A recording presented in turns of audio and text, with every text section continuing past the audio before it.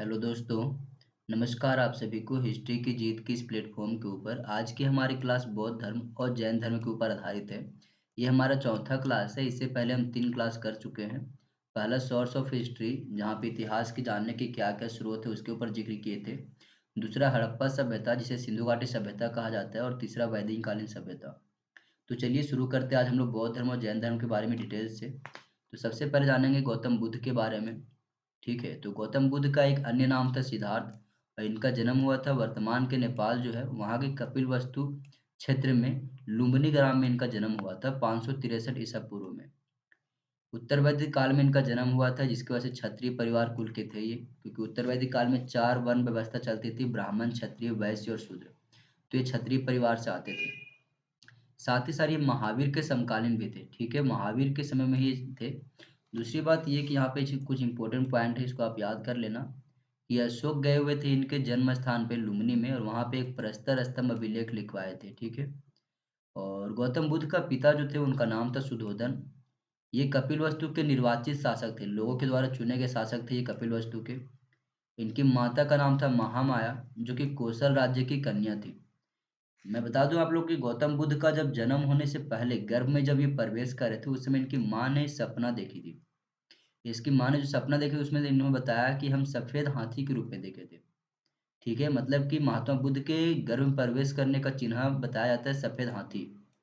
ठीक है, लेकिन क्या होता है कुछ समय के बाद जब इनकी जन्म होती है महात्मा बुद्ध की या गौतम बुद्ध की, तो कुछ समय के बाद इनकी माँ की मृत्यु हो जाती है, और माँ की मृत्यु के पश्चात इनका जो पालन पोषण होती है वो इनकी मौसी के द्वारा की जाती है, प्रजापति गौतमी के द्वारा। और दूसरी बात ये कि जब इन्होंने बौद्ध संघ की स्थापना किए थे, उनमें अगर पहला महिला बोला जाए कि किसने बौद्ध संघ में प्रवेश की थी, तो इनकी खुद इनकी मौसी ही थी गौतमी। तो ये बात भी आप लोग याद रखना। इनका विवाह भी हुआ था। इनका विवाह हुआ था यशोधरा से, जिनका पुत्र जन्म लिए थे। पुत्र का नाम था उस समय राहुल। जनरली ना बौद्ध धर्म और जैन धर्म से केवल फैक्ट पूछे जाते हैं, इसीलिए आप लोग को लग रहा होगा सारा इंपॉर्टेंट पॉइंट यहाँ पे। ठीक है, सारे कुछ ये फैक्ट भरी हुई है। डायरेक्ट क्वेश्चन पूछी जाती है, हमने क्वेश्चन भी रखा हुआ लास्ट में कुछ कुछ, आप लोग जरूर देखना। और वीडियो को एंड तक देखना दोस्तों। आप किसी भी प्रिपरेशन कर रहे हो कंपटीशन की, आप सबके लिए हेल्पफुल होगा। और पहली बार इस प्लेटफॉर्म के ऊपर आया हो तो चैनल को सब्सक्राइब करके जरूर रखना दोस्तों। ठीक है, एक दिन अपने रथ पर सवार होकर के कहीं घूमने के लिए गए थे अपने एरिया में। तो उन्होंने 4 चीज़ें देखी थी, जहाँ से इनका माइंड क्या होता है, डिस्टर्ब हो जाती है। ठीक है, डिस्टर्ब इन द सेंस कि इनकी ज्ञान की प्राप्ति की ओर, या फिर कहे तो आप एक नया जीवन जीने की शैली, यहीं से इनका शुरुआत होता है। ये अपना गाँव से या अपने एरिया से निकलते हैं भ्रमण के लिए, तो 4 चीज़ें क्या देखते हैं, एक बूढ़े व्यक्ति को देखते हैं, ये याद रखना इम्पोर्टेंट है। पहला बूढ़ा व्यक्ति को देखते हैं, दूसरा देखते हैं वो बीमार आदमी को, तीसरा देखते एक शव को लेते जाते हुए व्यक्तियों को। 4 व्यक्ति मिलकर के कंधे में टांग करके एक शव को लेते जा रहे थे। ठीक है, और इन सब के अतिरिक्त चौथा देखते हैं धार्मिक भिक्षु को। और ये धार्मिक भिक्षु को देखे उन्होंने कहा यार सबसे अच्छा तो ये है, खुश भी है, किसी से कोई मतलब नहीं है। तो ये 4 चीज़ें उन्होंने देखा था। पहला एक बूढ़े आदमी को, दूसरा एक बीमार आदमी, तीसरा एक शव, और चौथा आपका धार्मिक भिक्षु। और इन दृश्यों ने उन पर गहरा प्रभाव डाला, जिससे उन्होंने विश्व में उपस्थित व्यापक पीड़ा का एहसास हुआ था। जब इन्हों पीड़ा का एहसास हुआ तो इनकी पति होते हुए, मतलब इनकी पत्नी होते हुए भी, इनका बेटा होते हुए भी, ये 29 वर्ष की उम्र में अपने घर त्याग देते हैं। और जब ये घर त्यागते हैं तो उस समय एक नाम दिया जाता है गृह त्याग के समय, महाअभिनिष्क्रमण, मतलब बहुत बड़ा काम किए थे ये। ठीक है, महाअभिनिष्क्रमण कहा जाता है। ठीक है, तो आप लोगों से प्रश्न आप पूछा जाता है कि बौद्ध धर्म में गौतम बुद्ध जो है वो महाअभिनिष्क्रमण किस उम्र में किए थे, तो 29 वर्ष की आयु में किए थे। ठीक है, किसके लिए, तो शाश्वत सत्य की खोज के लिए किए थे। याद रखना, सत्य की खोज के लिए किए थे। और ये जब बाहर निकले थे 29 वर्ष की उम्र में, तो अपने घोड़ों के साथ लेकर के निकले थे। घोड़ा का नाम था इनका कंथक, और इनका एक सारथी था जिसका नाम था चना। ठीक है, और इसी घटना को महाभिनिष्क्रमण कहा जाता है। ये बात याद रखना आप लोग। 7 वर्ष तक इधर-उधर वो भटकते रहे। उसके बाद वे निरंजना नदी, जो कि फल्गु नदी के तट पर अवस्थित है, वहाँ पे जाके पहुँचे। उसके उपरांत वहाँ पे कुछ व्यक्ति थे, जो पहले से वहाँ पे क्या कर रहे थे, तप कर रहे थे, जिनका नाम था पहला अलार कलाम, दूसरा था रामापुत्र। ठीक है, इनसे कुछ शिक्षा लिए थे, और पहला गुरु इनको ही मानते हैं, वो अलार कलाम को और रामपुत्र को ही। ठीक है, उदाका रामपुत्र को।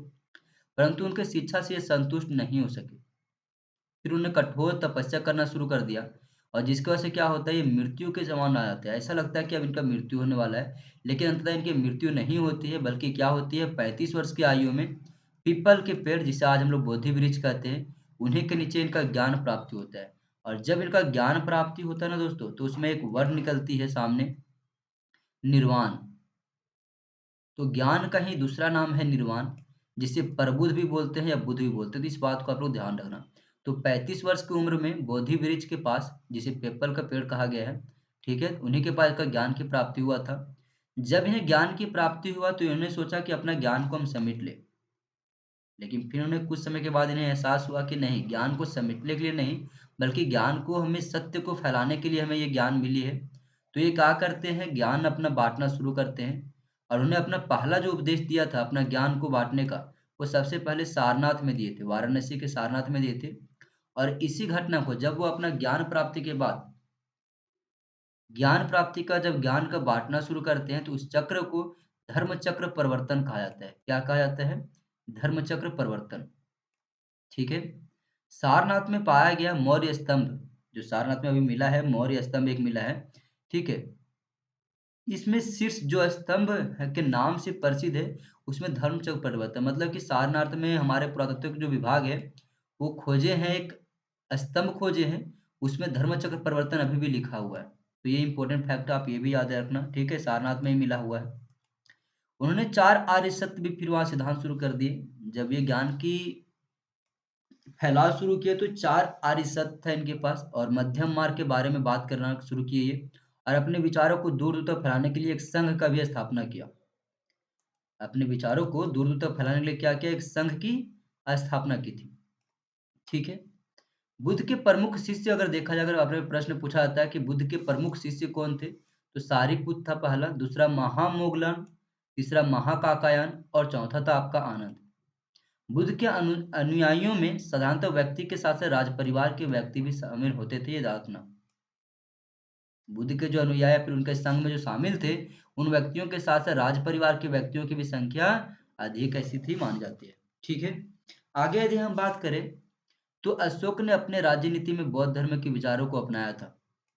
अशोक, चंद्रगुप्त मौर्य के बाद जो आता है मौर्य साम्राज्य में अशोक, ठीक है, नहीं, चंद्रगुप्त मौर्य के बाद बिंदुसार आता है, बिंदुसार के बाद आता है ये आपका अशोक। ठीक है। तो अशोक जी ने क्या किए थे, तो अशोक ने, आप लोगों को मालूम होगा, कलिंग युद्ध, कलिंग युद्ध के बाद, जो कि बहुत बड़ा युद्ध था, उड़ीसा में हुआ था। कलिंग युद्ध के बाद अशोक क्या करते हैं, बौद्ध धर्म को अपना लेते हैं पूरी तरह से, और अपने राज्य में बौद्ध धर्म का प्रचार प्रसार करना शुरू कर देते हैं, खुद से भी करते हैं और अपने सेवकों से भी करवाना शुरू कर देते हैं। एक बात जान ले कि गौतम बुद्ध का जो जन्म हुआ था, उनसे से लेकर के मृत्यु तक के काल को जो देखा गया है, वो आपका 80 वर्ष माना जाता है, कि 80 वर्ष की उम्र में इनका मृत्यु हुआ था। जिस समय मृत्यु हुआ था वो वर्ष था 483 ईसा पूर्व, पूर्वी उत्तर प्रदेश के कुशीनारा में हुआ था, याद रखना इस बात को। उनका मृत्यु कहाँ पे हुआ था, कुशीनारा में। और इसे मृत्यु को ही हम लोग परिनिर्वाण या महापरिनिर्वाण कहते हैं।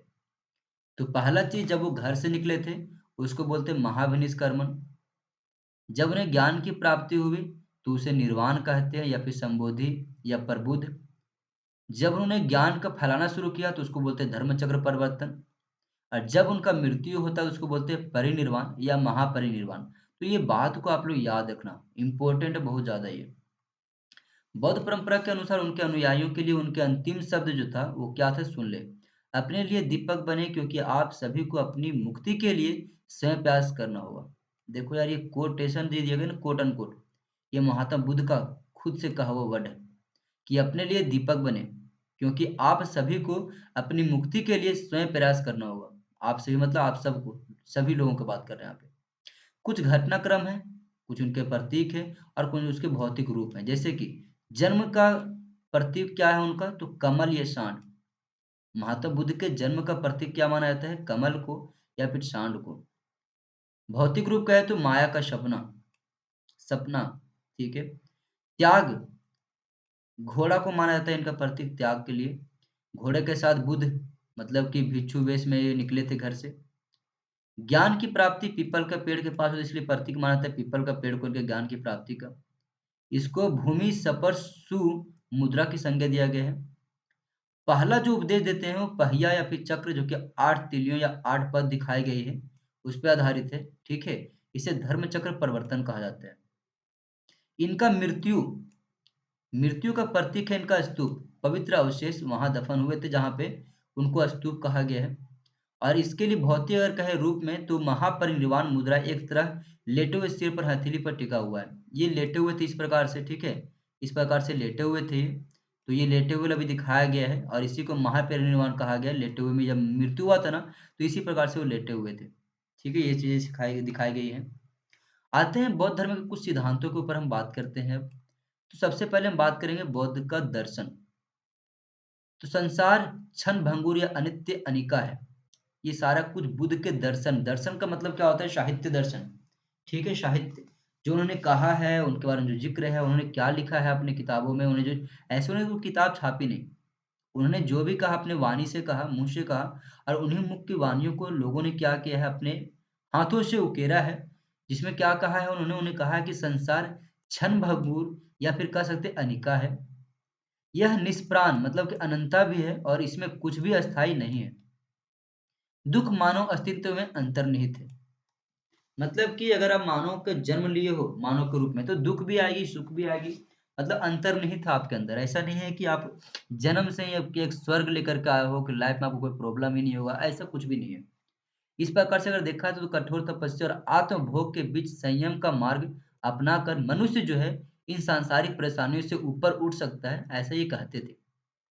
अन्य मान्यताएं क्या है, और लोगों ने कुछ कुछ कहा है इनके बारे में। क्या क्या है कि उन्होंने ईश्वर के अस्तित्व को ना तो स्वीकार किया और न ही नकारा।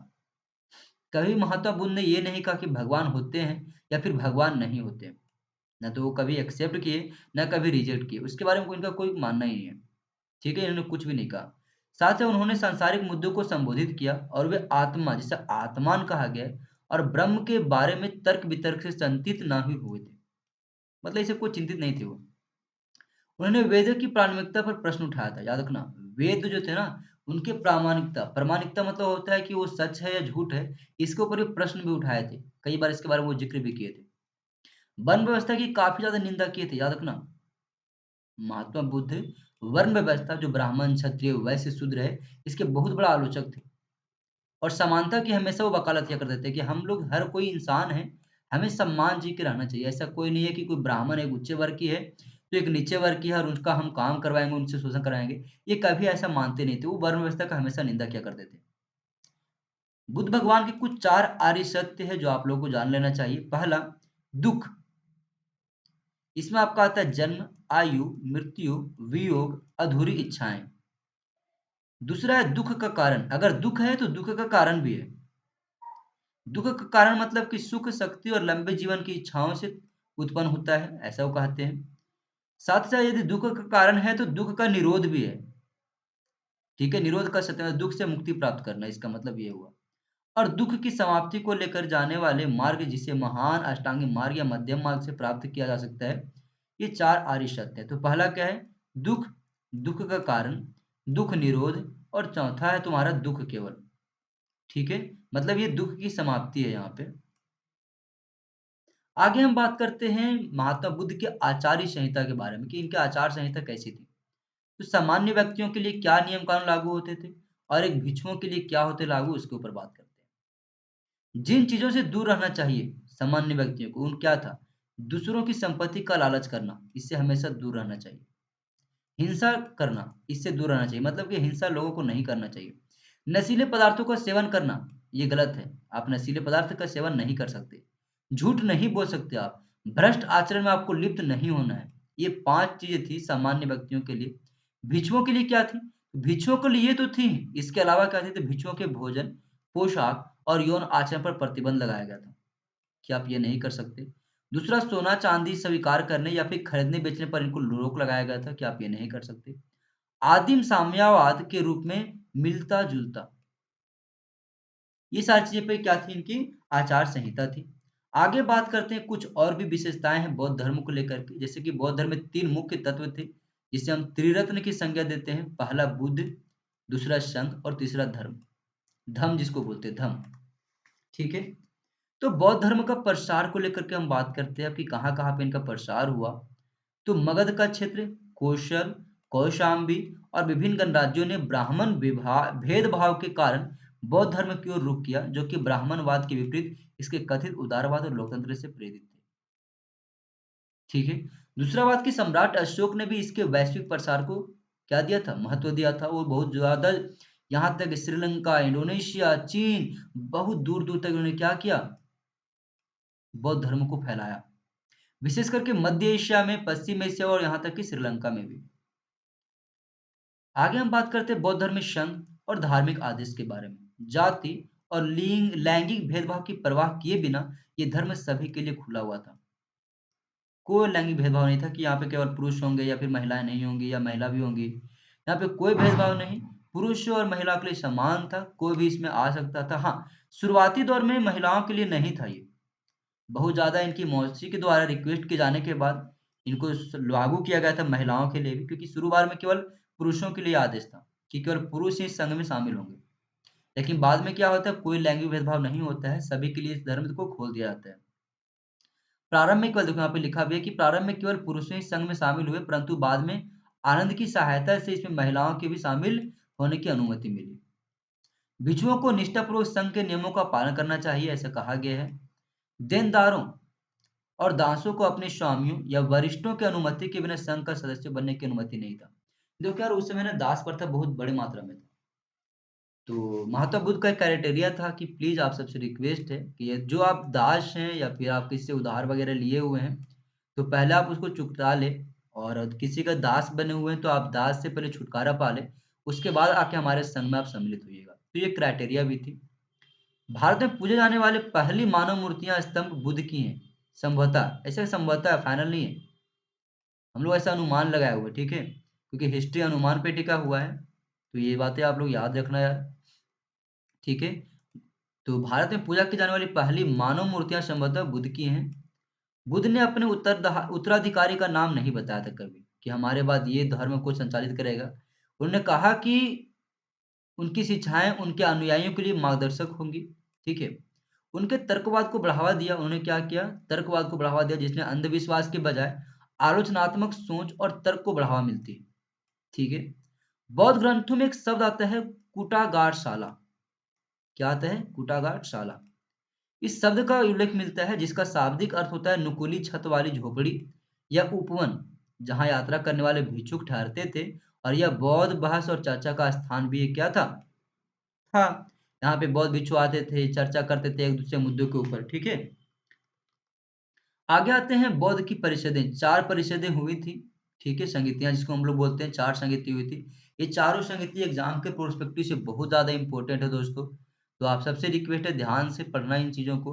और यदि आप लोग को इसके पीडीएफ या नोट्स चाहिए तो आप मेरे टेलीग्राम ग्रुप पे चले जाना, हिस्ट्री की जीत के नाम से टेलीग्राम ग्रुप है। आपको वहाँ पे इसकी पीडीएफ मिल जाएँगी, ठीक है।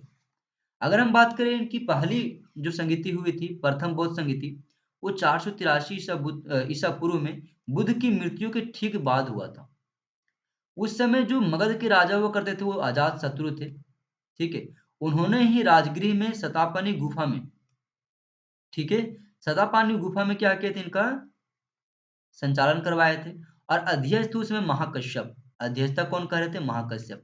एग्जाम में डायरेक्ट पूछा जाता है कि महात्मा बुद्ध के प्रथम बौद्ध संगीति के अध्यक्ष कौन कर रहे थे?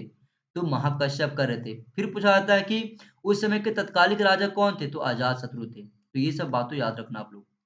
उस समय क्या हुआ? तो पाली ने विनय पाठक का संकलन किया, विनय पिटक का। और आनंद ने सुत पिटक का संकलन किया। जब प्रथम बौद्ध संगीति होती है 483 ईसा पूर्व में, तो 2 संगीतियाँ होने के बाद ना 2 पिटक की रचना की आती है। पहला पिटक होती है विनय पिटक, दूसरा होती है सुत पिटक। इसमें क्या होती है? बौद्ध धर्म की क्या-क्या चीज़ें थी, महात्मा बुद्ध की कही हुई वाणी को इसमें संकलित किया जाता है। साथ ही साथ इसमें क्या किया जाता है?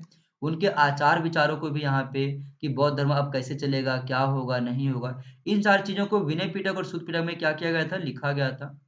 तो विनय पिटक का लेखक कौन है? उपाली। सुत्त पिटक का कौन है? तो आनंद। ये बात को आप लोग याद रखना। द्वितीय बौद्ध संगीति होते 383 ईसा पूर्व में, 100 वर्ष पश्चात बुद्ध की मृत्यु के 1 शताब्दी बाद होती है। और ये आपका उस समय जो होती है वो कालाशोक के राज्यकाल में होती है। और ये कहाँ पे की जाती है आयोजित? तो वैशाली में की जाती है। अध्यक्षता करे थे शाबा कामी, जिसे साब कमीर भी कहा गया है, तो याद रखना इस बात को। इसी समय क्या होता है ना, बौद्ध भिक्षुओं का बहुत बड़ा परिवर्तन आता है इस समय। बौद्ध संप्रदाय अस्थविरवादी, जिसे बुजुर्गों की शिक्षकों में विश्वास करने वाले लोग, और दूसरा महासांघिक, जिसे महान समुदाय के सदस्य में विभाजित हो गया था। तो दो वर्ग में टूट जाते हैं यहीं पे, अस्थविर में और दूसरा महासांघिक में। तृतीय बौद्ध संगीति होती है आपका 250 ईसा पूर्व में, अशोक के कार्यकाल में। ये होती है पाटलिपुत्र में, और अध्यक्षता करते रहते हैं उस समय। कौन अध्यक्षता करते हैं? तो मोगली करते हैं। इस समय आपका क्या होती है, तो एक नया पिटक की रचना होती है, अभिधम पिटक की। ये अंतिम खंड, जिसे कथावथु भी कहा जाता है, इसको क्या कहा जाता है? अभिधम पिटक को। तो अभिधम पिटक को कथावस्तु कहा जाता है, ठीक है, याद रखना इस बात को। अस्तवीरवादियों ने स्वयं को मजबूती से स्थापित किया और गैर रूढ़िवादियों को निष्कासित कर दिया था यहाँ से। अंतिम व चतुर्थ अगर बौद्ध संगीति का है, जिसे प्रथम शताब्दी में हुआ था, ये हुआ था कनिष्क के कार्यकाल में। कहाँ पे? जम्मू कश्मीर वाले श्रीनगर में, ठीक है, श्रीनगर के कुंडल वन में हुआ था। अध्यक्षता करे थे वसुमित्र, ठीक है, और इसका उपाध्यक्ष थे अश्वघोष। तो ये भी याद रखना। पिटक पर टीकाएं लिखी गई थी इस समय हमारी। और सर्वास्तिवादी ये तो छोड़ दो, यहाँ पे कुछ इंपोर्टेंट ऐसा नहीं है, बस केवल याद रखना। इस समय आपकी क्या हुई थी, दो, फिर यहाँ पे एक महायान और हीनयान में ये विभाजित हो जाते हैं। दूसरे में क्या हुए थे, अस्तवीर महासांगिक में, जबकि चतुर्थ में क्या होती है, महायान और हीनयान में ये विभाजित हो जाते हैं। तो ये बातें आप लोग याद रखना। आगे हम बात करते हैं बौद्ध संप्रदायों के बारे में, जहाँ पे सबसे पहले देखेंगे अस्थावीरवादी, जिसे थेरवाद भी कहा गया है, और दूसरा देखेंगे महासांगिक, ठीक है। तो पाली में थेरवाद का अर्थ क्या है सर? तो पाली भाषा में अगर देखा है तो थेरवाद का अर्थ है बुजुर्गों का मार्ग। बुजुर्गों इन द मतलब इन द सेंस पुराने लोग, जो पहले के लोग थे, ठीक है, उनके लोगों का क्या मानना है, तो वो अर्थ उससे जुड़ा हुआ है। थेरवाद का मतलब बुजुर्गों का मार्ग। इसे बौद्ध धर्म का रूढ़िवादी भी कहा गया है, ठीक है, रूढ़िवादी संस्था या रूढ़िवादी के रूप में जाना जाता है, जिसका प्राथमिक लक्ष्य था क्लेशों की समाप्ति व निर्वाण को प्राप्ति करने के बाद। इनका प्राइमरी उद्देश्य यही था।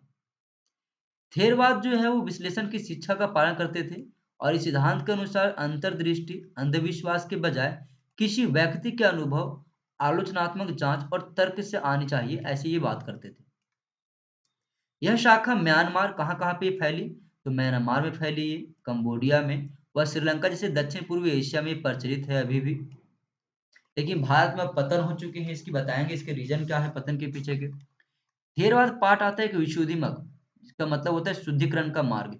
ये 5वीं शताब्दी ईसा पूर्व से श्रीलंका में बुद्ध घोष द्वारा लिखा गया था। तो ये बात भी याद रखना आप लोग, ठीक है। हाँ, आगे आगे बात करते हैं महायान के बारे में, ठीक है। हमने इनके, एक मिनट यार, हम लोग ना कुछ यहाँ पे थे, ठीक है। अब हम लोग बात करते हैं कुछ इंपॉर्टेंट चीजें, जैसे कि देखो यूपीएससी में 2017 में एक प्रश्न आया था, ठीक है, उसमें स्टेटमेंट था, तो यही स्टेटमेंट था, ट्रू फॉल्स पे यहाँ पे आधारित था कि स्टेटमेंट सही है कि नहीं। तो ये एकदम डायरेक्ट कॉपी पेस्ट था कि तीसरी शताब्दी ईसा पूर्व में अस्थविरवादियों के भीतर एक उपखंड उभरा, जब सर्वस्तिवादी मतलब कि यथार्थवादी बहुलवाद की विचारधारा विभाज्यवादी से अलग हो गया। बिल्कुल सही है यार, यह स्टेटमेंट बिल्कुल सही है। दूसरा था अस्थिरवादियों की अन्य प्रमुख शाखाएं समितियां और वतुस्पुत्री थी। दोनों ही अपने सिद्ध सिद्धांत पुद्गल मतलब कि व्यक्तियों के लिए जाने जाते थे, ये भी सही है। तो दोनों स्टेटमेंट ये याद रखना आप लोग। आगे अब हम लोग बात करते हैं महासांघिक के बारे में। तो बौद्ध समुदाय में पहला विभाजन द्वितीय बौद्ध संगीति के दौरान हुआ। पहला विभाजन कब देखते हैं हम लोग? द्वितीय बौद्ध संगीति के समय ही देखते हैं ना। इसे प्रारंभिक शिक्षा के अनुयायी और दूसरा बुजुर्गों को शिक्षा के अनुयायी से अलग हुए थे। पहला कौन कौन थे यहाँ पे? तो दो व्यक्ति जो आए थे, पहला अस्थवीर, दूसरा महासांगी। अस्थवीर थे बुजुर्ग वाले, और दूसरे थे महासांगी, जो कि पारंपरिक शिक्षा के अनुयायी थे, पारंपरिक शिक्षा पे बल दिया करते थे। तो ठीक है, तो ये बात रख याद रखना। बुद्ध और अरहत, अरहत का मतलब होता है संत, योगी। बुद्ध और संत की प्रकृति पर महासांख्यिकों के विचारों ने बौद्ध धर्म के महायान रूप से विकास का पुनर्भास दिया, ठीक है। दूसरी बात की अगली 7 शताब्दियों में महासांख्यिकों के अन्य उपविभागों में लोकोत्तरवादी, एक व्यवहारिक और कौकुटिल्य शामिल थे। कौकुटी का मतलब होता है नॉर्मल चीजें से, ये सब कुछ ऐसे खास नहीं था। आगे यदि हम बात करें तो हीनयान बौद्ध धर्म और दूसरा महायान बौद्ध धर्म, ये कब होती है? हीनयान और महायान के ऊपर अगर हम बात करें तो ये आपकी कब होती है? चतुर्संगीति में होती है ना, चतुर्बोध संगीति में आपकी, ठीक है। तो ये हीनयान के बारे में सबसे पहले अगर बात करें तो ये श्रीलंका, बर्मा, थाईलैंड और दक्षिण पूर्वी एशिया में क्या हुई है, ये फैली हुई बौद्ध धर्म का रूढ़िवादी के रूप में जानी जाती है। रूढ़िवादी मतलब वही बुजुर्गों वाली, ध्यान रखना। दूसरा, इसके अनुयायियों का लक्ष्य अरहत बनना है, अर्थात ऐसे व्यक्ति जो आत्मनिर्वाण प्राप्त करके करते हैं और पुनर्जन्म नहीं लेते हैं। महायान संप्रदाय ने इसे आत्म केंद्रित बताकर इसे आलोचना की है। जो महायान वाले जो लोग थे ना, इसे अपने शब्द में क्या कहें, आत्म केंद्रित कहें। इसमें क्रमिक निर्वाण पर जोर दिया गया है, जहां व्यक्ति उदाहरण में सलाह, आत्म अनुशासन और ध्यान के माध्यम से दूसरों की मदद करते हैं और व्यक्तिगत रूप में मोक्ष प्राप्ति करते हैं। इस पे ये बल दिया गया है। इसकी वजह से इनको हीनयान भी कहा जाता है। हीनयानों ने बुद्ध को देवता के रूप में अस्वीकृत करते हुए क्या कहा उन्हें, उन्होंने इसे महापुरुष की संज्ञा दी थी। उन्हें कभी नहीं कहा कि महात्मा बुद्ध एक देवता थे। उन्होंने हमेशा क्या कहा कि महात्मा बुद्ध एक महापुरुष थे या फिर साधारण मनुष्य के रूप में थे। वे मूर्ति पूजा के अलावा प्रतीक पूजा की ओर अग्रसर हुए। तो ये बात याद रखना, ठीक है। वो मूर्तियों की पूजा नहीं करते हैं उनके, ठीक है, हीनयान वाले। सम्राट अशोक, कुछ इंपॉर्टेंट बात है, सम्राट अशोक ने मुख्य रूप से हीनयान बौद्ध धर्म को संरक्षण दिया था। ठीक है, अशोक ने किसका दिया था, हीनयान बौद्ध धर्म को। तमिल देश का दौरा करने वाला हेन सांग ने अपनी यात्रा वृतांत में कांचीपुरम में अशोक द्वारा निर्मित कई बौद्ध स्तूपों का भी उल्लेख किया है। तो ये बात याद रखना आप लोग। दूसरा बात करते हैं महायान बौद्ध धर्म के बारे में। इसमें उच्च वर्ग के लोग थे, ये ध्यान रखना। महायान बुद्ध को भगवान मानते थे, कहते थे ये भगवान आए हुए थे हमारे यहाँ, ठीक है। और कर्म के नियम से ऊपर करुणा के नियम पर ध्यान केंद्रित करते थे ये। बुद्ध की एक देवता के रूप में मान्यता से मूर्ति पूजा का चलन शुरू हुआ, जो कि इसका प्रश्न स्टेटमेंट के रूप में आया हुआ था यूपीएससी में 2019 में। बिल्कुल ये सही है कि बुद्ध की देवता या बुद्ध की एक देवता के रूप में मान्यता से मूर्ति पूजा का चलन शुरू हुआ। ये किसने कहा था, हीनयान वाले या महायान वाले? तो दोस्तों ये महायान वाले का मानना था, क्योंकि देवता कौन मानते हैं, महायान वाले मानते हैं। हीनयान वाले तो इसे महापुरुष मानते हैं ना। तो स्टेटमेंट में सही क्या होता, महायान वाला होता। बोधिसत्व की अवधारणा उभरी इसी समय महायानों के द्वारा, और ऐसे मनुष्यों को दयालु प्राणियों के रूप में देखा जाता था जिन्होंने निर्वाण प्राप्त करने के स्थान पर दुनिया में दूसरों की मदद करने की योग्यता अर्जित की, और इस लक्ष्य को पूरा करने वाले सम्यक संबुद्ध कहा जाता था। तो ये बात को याद रखना, ठीक है, सम्यक संबुद्ध। इसका मुख्य केंद्र कहाँ था, तब महायानों का अगर मुख्य केंद्र देखें तो नालंदा विश्वविद्यालय था, जो कि पालों के संरक्षण में था, ठीक है। बाद में इसको जला दिया जाता है, ठीक है, बख्तियार खिलजी के द्वारा। खिलजी वंश के शासक आते हैं, ठीक है। ये वो मिडिवल हिस्ट्री में देखोगे, इसको पढ़ोगे आप लोग। कांचीपुरम के प्रख्यात बौद्ध विद्वान दिनाग और धर्मपाल ने प्रसिद्ध नालंदा विश्वविद्यालय का नेतृत्व किया है, और इसका विस्तार कहाँ कहाँ पे हुआ है महायानों का, तो चीन में और जापान में। अब आते हैं कुछ शब्द हैं जैसे कि अवलोकितेश्वर, मंजूश्री, तारा, ठीक है। कुछ बोधिसत्व है, उनके कुछ गुण और भूमिकाएं हैं, इसके बारे में भी हम बात करते हैं। तो अवलोकितेश्वर, इन्हें भगवान जो करुणा से देखता है, पद्मपाणि संस्कृत में, लोकेतेश्वर मतलब थेरवाद और बौद्ध धर्म के रूप में जाना जाता है। बुद्ध की करुणा प्रकट होती है अवलोकितेश्वर से, ठीक है। मंजूश्री है पिता। ये कुछ इंपोर्टेंट उतना खास नहीं है, तो आप यदि चाहे इसका स्क्रीन को शॉट ले करके आप पढ़ सकते हैं इसको, ठीक है। आगे आते हैं कि बौद्ध धर्म का ही एक वज्रयान शाखा था, इसके ऊपर हम जिक्र करते हैं। तो महायान बौद्ध धर्म की एक शाखा थी। कौन से धर्म की थी ये, महायान की। और इसे मंत्रयान भी कहा जाता है। क्या कहा जाता है, तो मंत्रयान। वज्रयान का अन्य नाम है मंत्रयान, ये बात को याद रखना। और ये कब की विकसित हुई थी, ये 5वीं शताब्दी ईस्वी पूर्व के बाद या ईस्वी के बाद अस्तित्व में आया था। ये शाखा कहाँ कहाँ पे फैली हुई थी, तो बंगाल, बिहार, नेपाल, इन क्षेत्रों में क्या था, ये प्रचलित था। और अंततः 11वीं शताब्दी ईस्वी के तिब्बत में भी फैल गया था ये। इसका मुख्य केंद्र अगर देखें तो विक्रमशिला, जो कि बिहार में है, वो विश्वविद्यालय में अवस्थित थी ये। वहां से इनका क्या होता था, प्रचार प्रसार हुआ करता था लोगों में। इस परंपरा में भिक्षुओं ने क्या किया, तो खुद को मुख्य धारा से दूर कर लिया और पाली, लोगों की भाषा थी एक पाली, उनसे संस्कृत मतलब एक बौद्धिक भाषा में परिवर्तित हो गए थे। इस शाखा ने अनुष्ठान, जप, तांत्रिक तकनीकों को शामिल करते हुए तंत्रवाद पर जोर दिया था। तो वज्रन शाखा किस पे जोर देने लगा, तंत्रवाद पे, तंत्र विद्या पे, मंत्र पे ध्यान देने लगे ये। इसमें एक मजबूत महिला तत्व शामिल है, और इसका उदाहरण जो है हमें दक्षिण शताब्दी के बिहार की बौद्ध देवी मरीचि से मिलती है, मारीचि की मूर्ति। तो इसमें एक बौद्ध यंत्र में अगर कहा जाए तंत्र मंत्र विद्या में, तो बहुत बड़ी नाम आता है मारीचि की, क्योंकि इनकी मूर्ति मिली हमें बिहार से, तो इस बात को भी आप लोग याद रखना। देवताओं की पूजा जैसे कि तारा हो गई, इनका उद्देश्य क्या हुआ करता था? तो बाहरी दुनिया को बेहतर समझ के या बेहतर समझने के लिए आंतरिक गुणों को विकसित करना, ये इनका मुख्य उद्देश्य हुआ करता था। आगे बात करते हैं कुछ बौद्ध साहित्य के बारे में और बौद्ध दर्शन, क्योंकि हमने क्या देखा, विनय पिटक, सुत्त पिटक और अभिधम पिटक को देखे थे ना, इनका संकलन। थोड़ा उसके बारे में डिटेल्स में जान लेते हैं। तो बौद्ध ग्रंथों को आम लोगों की भाषा पाली में संकलित किया गया है। जो बौद्ध ग्रंथ किए गए हैं ना, जो लिखे गए हैं, वो किन भाषाओं में लिखे गए हैं? तो पाली भाषा में लिखे गए हैं, जिसने बौद्ध धर्म के प्रसार में योगदान दिया। पाली सिद्धांतों को त्रिपिटक की संज्ञा दी गई, याद रखना, तीन टोकरी या त्रिपिटक कहा गया है। इसमें पहला आता है विनय पिटक। यह मठ के नियमों और नैतिक अनुशासन पर केंद्रित था। मठ जो संघ बना हुआ था, वो संघ किस प्रकार से चलेगा, लोगों की अनुशासन व्यवस्था क्या होनी चाहिए, उसके ऊपर आधारित था।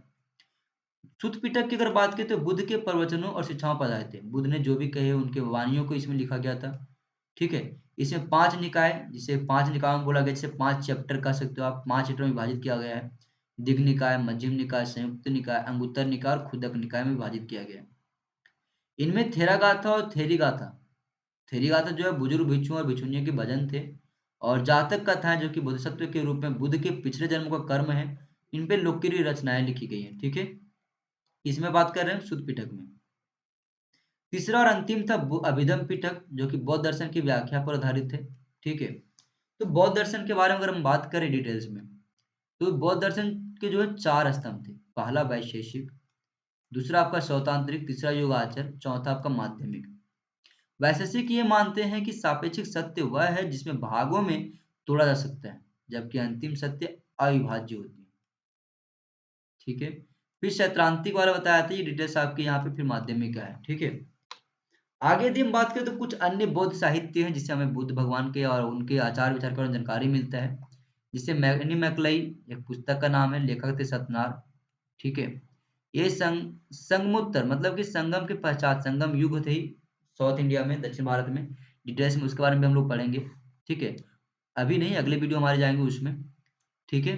तो उसमें ये चीजें चाहिए है, संगमोत्तर मतलब संगम काल के पश्चात के युग के जुड़वा महाकाव्यों में से एक है मनी मैकले, लिखे थे सतनार ने। ठीक है।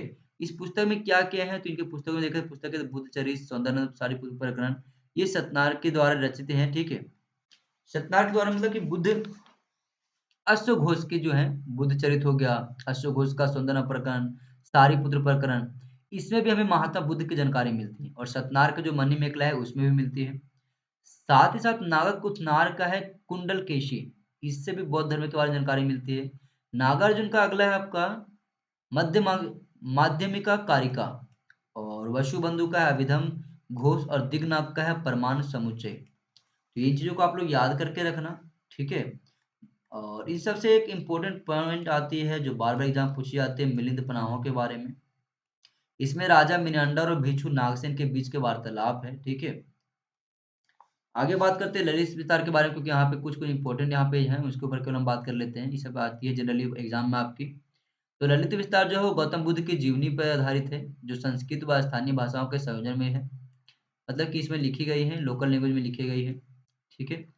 आगे हम बात करते हैं तो बौद्ध धर्म के पतन क्या क्यों हो गए सर, इतना होने के बावजूद भी अचानक बौद्ध धर्म का पतन क्यों हो जाता है?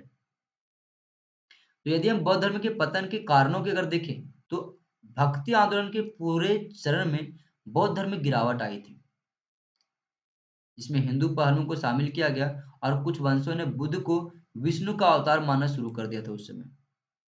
दूसरा रीजन माना जाता है इसके पतन के पीछे का कि पाली के स्थान पर अब संस्कृत को अपनाया जाने लगा था। ठीक है। तीसरा, मठों में भ्रष्ट आचरण शुरू हो गए थे। महात्मा बुद्ध ने जो संघ स्थापित किया, उस भ्रष्ट में आचरण शुरू हो गए थे। मंत्र विद्या भी आ गई थी, और मंत्रों का गलत उपयोग करना शुरू कर दिए थे लोगों ने, बौद्ध भिक्षुओं ने। ठीक है। जिसकी वजह से भी इसको पतन का एक कारण माना जाता है। दूसरा कि हर्षवर्धन के बाद बौद्ध धर्म ने अपना शाही संरक्षण खो दिया था। ठीक है। और अंतिम आपका है, तुर्कों ने अपने धन के लिए मंठों पर आक्रमण करना शुरू कर दिए थे, जैसे कि आपको याद होना चाहिए बखतियार खिलजी वाला, उन्होंने नालंदा विश्वविद्यालय को उजाड़वा ही दिया, पूरा जलवा दिया था। ठीक है। आगे हम बात करते हैं